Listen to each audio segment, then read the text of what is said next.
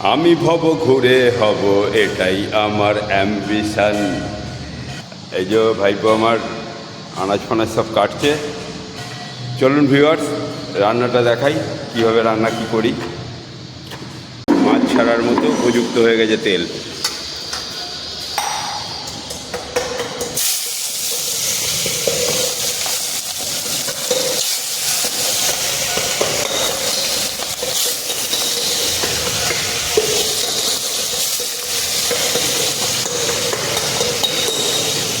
ভাইপো আমার লাফিয়ে পালিয়েছে সাইডে।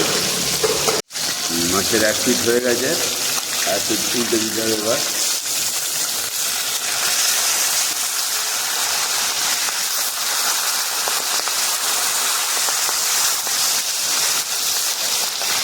আর আমার এই ভিডিওয়ে লাইক শেয়ার কমেন্ট করেন, পছন্দ করেন, তাদেরকে একদিন যদি সময় পাই এরা মাছ ভাজা করে খাওয়াবো।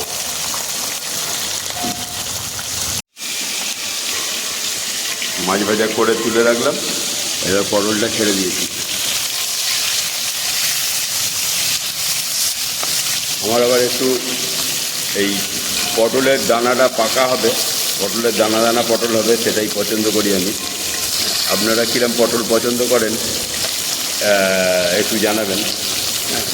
কারণ এটা পছন্দ করার একটা কারণ আছে, জানেন তো। ছোটোবেলা থেকে যেরকম শিখবেন সেরকম হয়।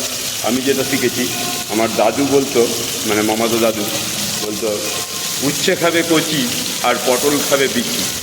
তো সেই আর কি, সেই ছোটোবেলা থেকে শেখা, দাদুর শেখানো। হ্যাঁ, সে আর ভুলতে পারিনি, এখন এটাই পছন্দ করি আমি। এই যে মাছের ঝাল চাপিয়ে দিয়েছি, এই কষা হয়ে গেছে। পেঁয়াজ রসুন কষে এই আলু দিয়ে দিয়েছি। আজকে অনেক খুঁজে এখান থেকে চন্দ্রমুখী আলু একটা বাজার থেকে দিয়ে পেলাম।